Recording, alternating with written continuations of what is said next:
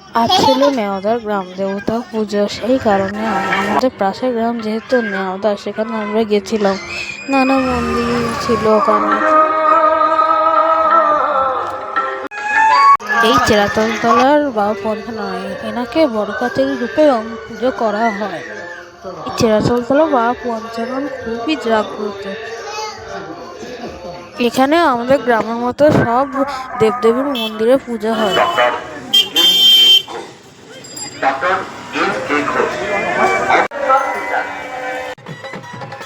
তারপরে এসেছিলাম শীতল মার মন্দিরে। এসেই দেখি এখানে বলির জন্য ঠাকুরমশাই এই বলির হাঁড়িকাঠের পুজো করছিলেন। তারপরেই আমার বোনের তুমুল নাচ শুরু হলো ডিজেতে। ছাগলগুলোকে নৃশংসভাবে পুকুরে ফেলা হচ্ছিল, তারপর বলি দেওয়া হচ্ছে। আচ্ছা, যে মা রক্ষক সে কি কখনো ভক্ষক হতে পারে? মানুষ যে কেন এরম নিয়ম তৈরি করে তা জানি না। আমাদের গ্রামে গ্রাম দেবতা পুজোয় কিন্তু পাঁঠা বলি হয় না, বর্দা গ্রামে।